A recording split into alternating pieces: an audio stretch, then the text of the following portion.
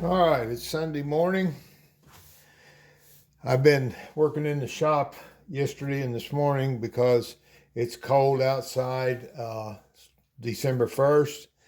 It snowed last night, so not a good day to be out playing in it. So I've been working on a few projects, and I want to go over some things that some might be able to make on their own. They're kind of neat little items, and we'll just go over a few of them. Right here, of course, is a short starter. That's made from Delrin. Uh, if you've got a lathe or access to a lathe, those are quite easy to make. There's one in blue Delrin right there. That's for a 40 caliber. I did not have a lathe until, oh, 25 years ago. And actually, I didn't even take those kinds of classes in school. I was all college prep. But I've learned to kind of muddle my way around it. And honestly, I've made more things out of wood on my lathe than I have metal or plastic. Uh, just a few little things I've made up. I used to build bows, and I have an old chunk or two of Osage orange still laying around. Makes excellent handles for napping hammer stuff. It's super strong. You can turn it down real small on the end. Uh, that piece on the end there, that's actually a piece of bronze that came out of a commercial door. They use bronze on the inside so they don't rust, and makes a nice little napping hammer. This napping hammer here I made out of Osage again, but that tip on that is copper, and that is the tip from a gigantic MIG welding machine. You can see how big the wire was.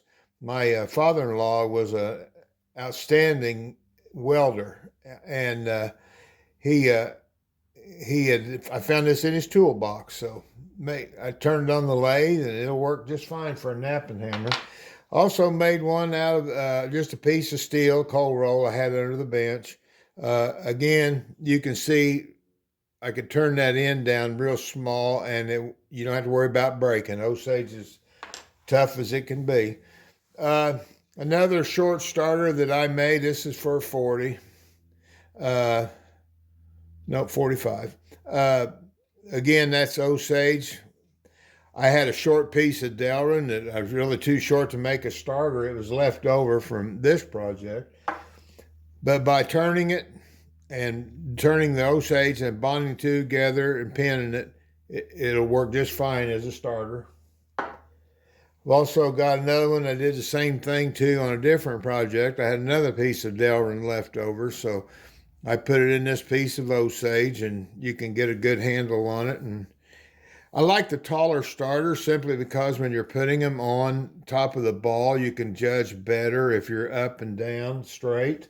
Whereas you can imagine if you had a short starter, let's say we'll use this one, it'd be kind of hard to judge. So that's kind of handy for that. Again, another short starter made out of another piece of Delrin I had laying around. This one is for my 54. And again, Osage orange, piece of Delrin. This is a 40 caliber starter, short starter, and that's Osage. That's a piece of Delrin on the end so it doesn't get all boogered up. And then this end here is a welding tip out of a smaller MIG welder. Again, you go back to the longer, I like the longer length. Hammer, of course, made this on the lathe. Hammers are, if you're going to shoot chunk, you're going to need a hammer. So if you got the access to the lathe, you can make you a nice hammer on the lathe. Otherwise, a lot of the guys are using deadfall hammers now, which I like. But if you're keeping everything in the spirit of the old time days, that's a nice hammer. Shorts or a long starter for my 54. And again, it's just a piece of Osage on the end. I'm about out of Osage, by the way. And then you can see that cupped in, and I did in another video showing for the sprue to fit there. This end is not actually made for this rod, so it's slipped on and pinned. Now, these are something new I made up I'm playing with. These are basically a screwdriver, but what I done, I put ferrules on it, brass ferrules on it. This end here is for my nipple, and this end here is for the screw. Now this is for my mule gun.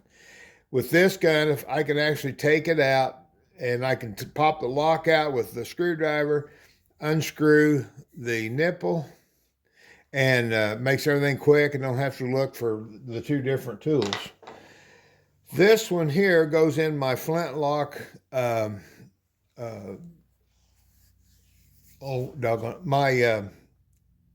flintlock chunk gun, and there's a screwdriver on that end for tightening and loosening the flint jaws, and there's a screwdriver on that end that'll actually take mainspring out. It'll take the if I have to, it'll take the prison spring out. So that one's kind of handy to have around in a particular gun. Now, the other thing, if y'all are into this, you might want to try making you a box. I just finished this one, I don't know, some time ago, I guess. I'll bring it out here where you can see it a little better. One of the biggest problems, and I wish I had a joiner and I sold it. I was no longer using it and I sold it. Well, now I want to make me a box, but I don't have the wherewithal to thin the wood down. So it's all full-size dimensional lumber, which makes for sort of a heavy box, but that's okay. And it's a big box. You can have a small box. It's kind of handy to move around, but the big box is really handy if you're at a shoot and you need a particular tool and you got room for it in there.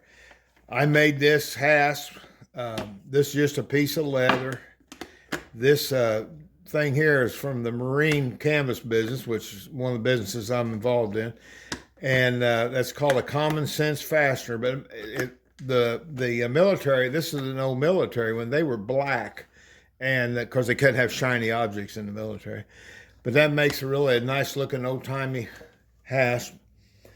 Then when you get into this, and I'll take the phone out of the holder here and where I can show you a little bit.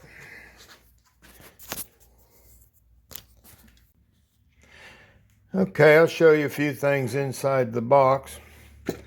These trays lift out, of course.